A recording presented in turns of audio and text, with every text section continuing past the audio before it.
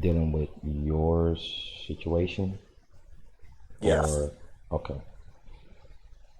So UCC Article 5, you already know most UCC forms go hand in hand with the articles that they're derived from. UCC 1, financial statement, the instructions to it is in Article 1 UCC, although it's always linked with the rest if it has to do with monies and things like that. Article 5 deals with UCC 5 form deals with Article 5, which is letter of credit. In the case of using a UCC 5, I think I made a short video briefly explaining it. If you're in your circumstance where you're trying to use it to basically offset things, what you would then do is, if you know the filing number of the ones who initially acted as your creditor or secure party or both, for whatever anyone is saying you're the debtor, you'll find that filing number, and then you will take a minute from your express trust authorizing the itself is the UCC 5, but the credit is the birth certificate that was attached to that initial debt that you're trying to offset. Then you would take an agreement whereby whatever amount, say the initial amount owed or that you were assumed to be the debtor was $1 million. You would then take a credit issued, printed on GSA forms, on bond forms or GSA forms, depending on which route you want to go. This is where it gets a bit advanced.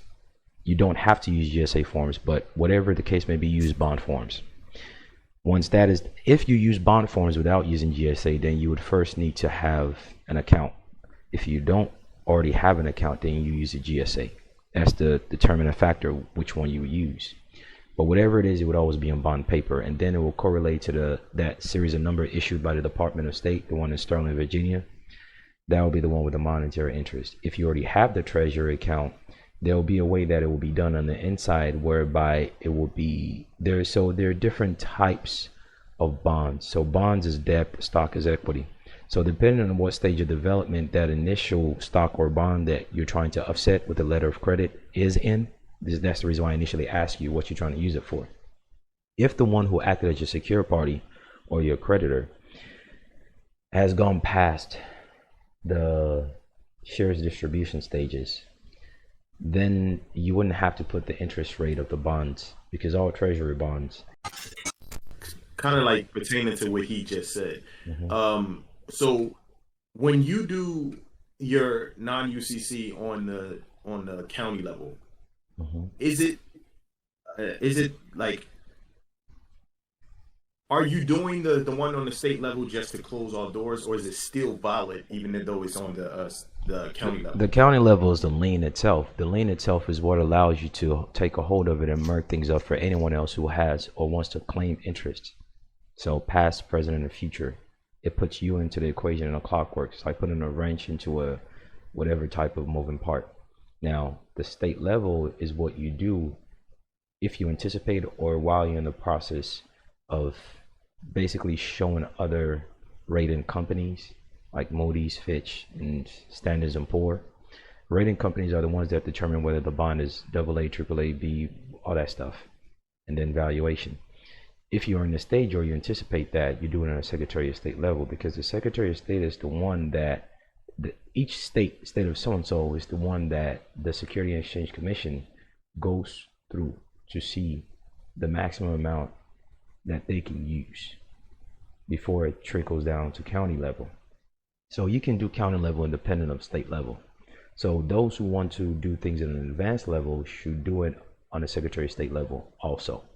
Those who just want to do it for, like the one that I showed in the non-UCC in a court case, a county level will suffice. Okay. Right, because isn't the Secretary of State the notice, right? And like you said, the county would be the lien. Yeah, So it's called yes. Yeah. It's just a notice, and the purpose of that notice is to other quote-unquote agencies of the state, the county, and a federal, because that's why it's called a notice, so that they would know the limitation of how they would deal with it. As far as in a county level, the lien is still there. It's active, it's valid, it's enforceable.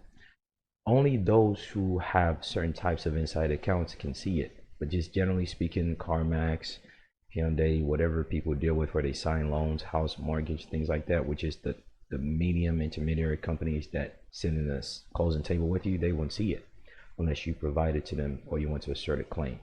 Now, the inside investors for court cases will also see it because they share crops similar accounts and status until you create yours, which would be above theirs. On a county level, that is. The state level is just a notice that the county level exists. All right, what we're going over today is not that long, so it's just going to be pretty brief. First is we're going to show the fact that cops are allowed. This is basically dealing with municipal employees that are armed, cops basically. One, they're allowed to lie, and the case law that supports it. And two, decertification, meaning the steps you can take to basically cause some cop, if they get fired in one place or suspended and they're still working, to basically not have their job anymore. It's called decertification. So 1 second, let me start to share the screen.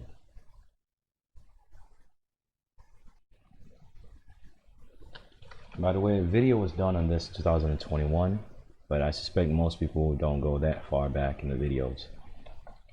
So this might be repetitive for some of you, but for others, maybe not so much. Okay, the first rule that mentions, let me see if my screen is still sharing. You know what, let's complete reading this first, and we'll go into the rule of evidence. I don't want to keep jumping around. So during the interrogation, police falsely informed Frazier that Rawls had already confessed and implicated him in the murder, even though that wasn't true. Frazier denied any involvement in the crime and suggested speaking with an attorney, but police continued to question him. Police elicited a confession which was used against him in trial. That's the basic summary. So his right to speech, his right to face his accuser, his right to have a defense in his favor, basically first, fifth, sixth, and the due process was basically waived by self-confession. They needed him to use his own words, despite them having nothing. Frazier was convicted, and the other man pleaded guilty of the same offense. And this is what they brought up during appeal. The appeal is a final determination of any court case. So the trial stage, if they say we've created a judgment to say, hey, you're guilty, it's called trial for a reason. They're just trying things out. The appeal is the real one that says, yep, this is what it really is. Trial is exactly as it sounds in trial courts. They're just testing and trying things out. What they're testing and trying is the sufficiency of your claim brought forth in the complaint, the suit, whatever it is, the bill. So the only thing they put into determination as to what occurred, which we just read, is appeal rather than the trial stages. Frazier appealed his conviction to the United States Supreme Court on 3 main points. The defense argued Frazier was denied his Sixth Amendment right to cross-examine the prosecution's witness, which was Rawls, which was the one that allegedly snitched on him, because Rawls refused to answer question after the prosecution referenced elements of his prior statement to police. Examination comes in 2 forms. One is direct, one is cross-examination. Direct examination is a witness that you have in your favor as required by 5th and 6th Amendment. Cross-examination is when you hold your opponent's witness as yours. So when it comes to saying, hey, I'm going to have someone come up here, stand in a witness or sit in a witness box and take oath that everything you're going to say is true, it's not just based on who you call. You can see a list of other people who are against you. In this case, the guy who was supposed to be Frazier's friend that snitched on him. You can see those people and say, you know what, the statement that you are using against me, regardless of whether it's your friend or not, if it's used against you, you can take that and say, you know what, I want to examine you. If you're taking someone else's statement that doesn't favor you, it's called cross-examination. If you're taking someone's statements that benefits you, that you've called, it's called direct examination. So one of their affirmative defense in the appeal was that, look, based on what this man or woman is saying against me, I wasn't able to phase him as required by the Constitution. 2, the defense claimed under some res judicata, Frazier was denied his right to counsel during his interrogation because questioning continued after he suggested speaking with an attorney. The defense also claimed Frazier's confession was involuntary and should have been suppressed. In other words, he did not voluntarily come to the conclusion he was coerced. Part of the principles of contrast, stress, threat, duress, coercion. He was likely under those circumstances. And on top of that, he requested an attorney and he was denied the ability to do so. That's what they're saying should invalidate the reason why that lie that was told to him that caused him to confess. Right. 3. The defense argued evidence used against Frazier was obtained during an illegal search of a gym bag used jointly by Frazier and Rawls. In other words, it violated the Fourth Amendment. There was no warrant. Decision. The court stated the trial judge followed necessary protocol by instructing the jury. Listen to this. This also, the reason why I'm showing this is not just to say these people are bad, but more so to show you that it not make you stupid. A lot of people think keeping brief is synonymous with lack of repetition. You can keep things brief, that's one, but you must repeat, especially if you are assumed to be the defendant, which Frazier was as a defendant, which followed him all the way to the appeal stage. So always reiterate what you see as being important. 2, we'll just let go of the Miranda portion because it exists now. 2 is basically that, well, he didn't formally request for it. He didn't speak our lingo. This is the reason why when I make certain videos when it comes to 4th, 5th Amendment, Constitution, I speak a certain way so that people get used to it. The way that I speak in some of these videos are not to impress people. It's to get you mentally acclimated to listening to things like that so that the mirror neurons in your mind can repeat that, can echo it. It's like listening to a song even if you don't like it. You find yourself repeating it in the mind until you catch yourself consciously. That's what the mirror neurons in the mind and the human mind does. You have to be able to speak lingo in a certain extent, in a certain way. You have to be able to organize and formulate your words in a way whereby if you were to use it on pen and paper, they'll go, now you're speaking my language. Right. And lastly, well, when it comes to the bottom baseline of them being searched and whatever they found that incriminated them, well, he sharecropped this property. So long as we have consent of one man and one woman, it wasn't an illegal search. And because of that, regardless of whether the cops misrepresented statements that Rawls snitched on him, which did not happen, by the way, it was just a false statement. Everything else that they stated up here is the core. So when people say cops are allowed to lie, the reason why cops are allowed to lie is not just because they can do it. It's because of the...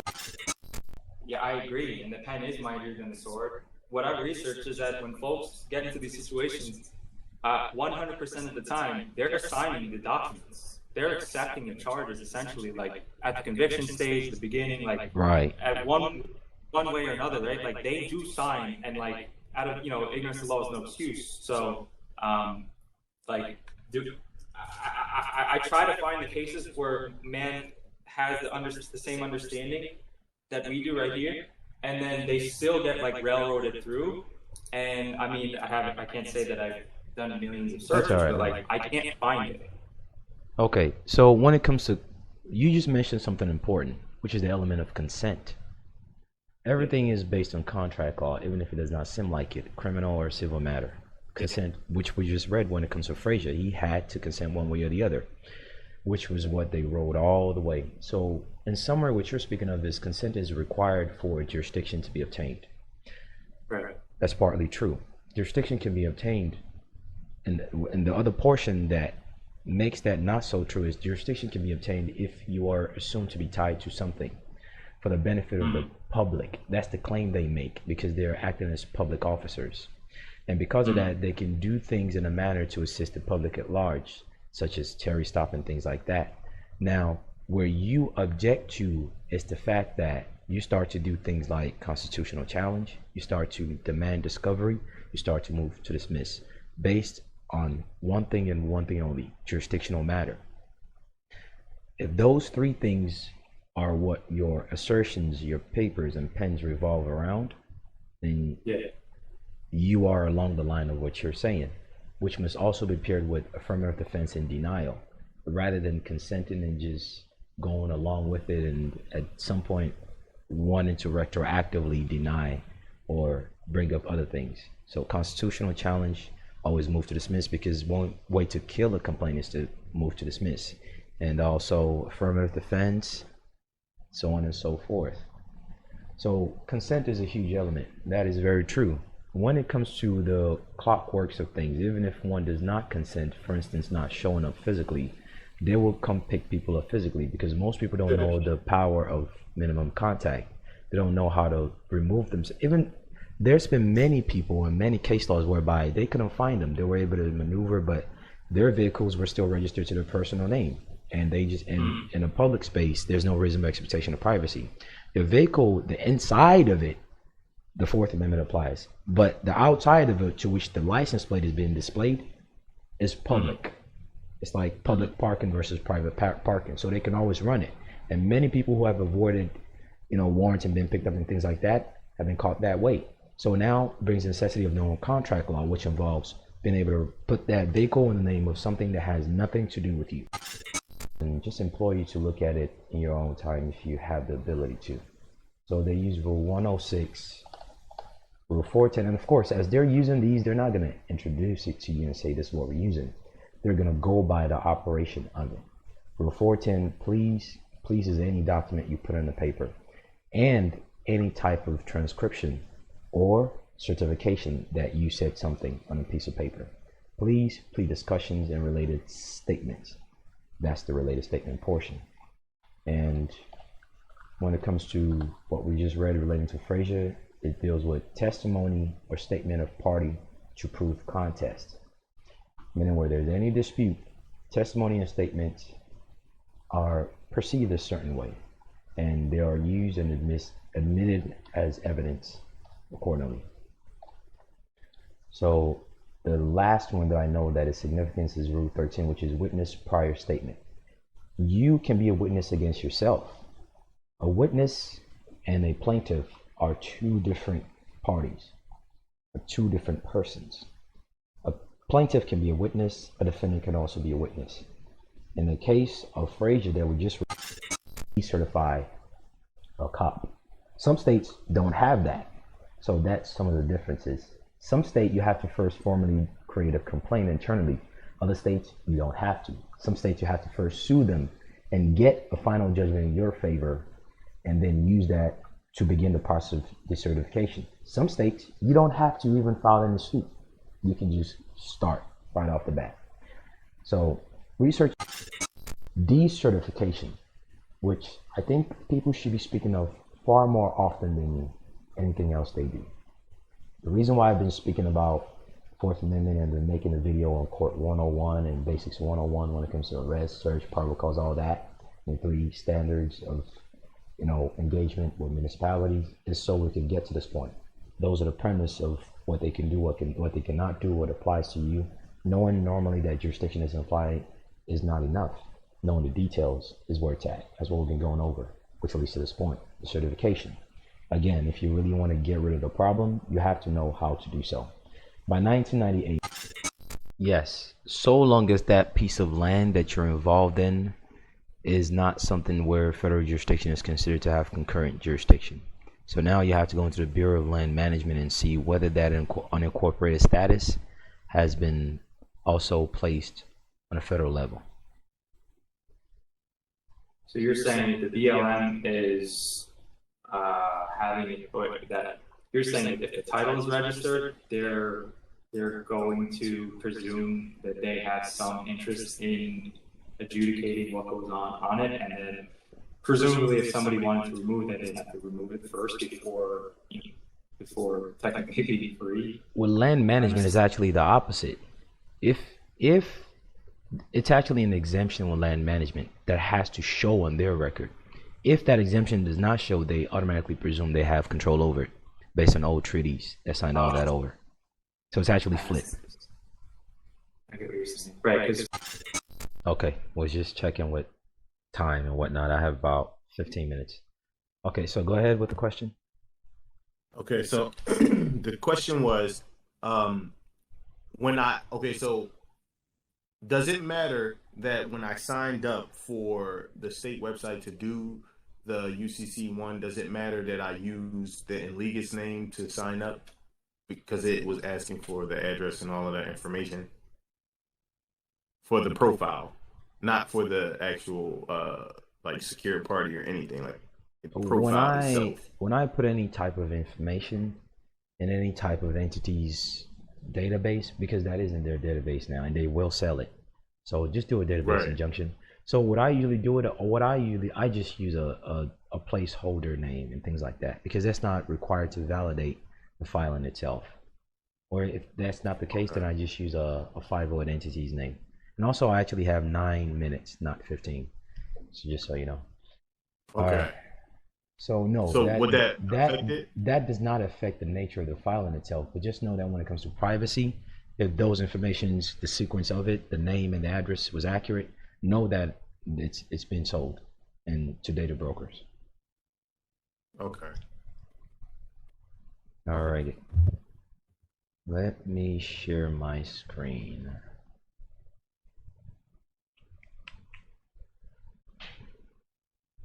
Is this where the decertification is done? That you're going to go into? Yeah, for California, yeah. Good. Who engage in pattern of on-duty behavior that intentionally violates the law or fundamental principle of professional policing, including but not limited to excluding, harassment. So basically, they're just doing whatever they're not supposed to do under color of law. See all this long-winded words? It just means anyone acting under color of law by conspiracy. That's the simplicity of item number 7. And then 8, failure to cooperate with an investigation into the complete 1 hour 36-minute videos posted on the Patreon page. Take care. Best of luck.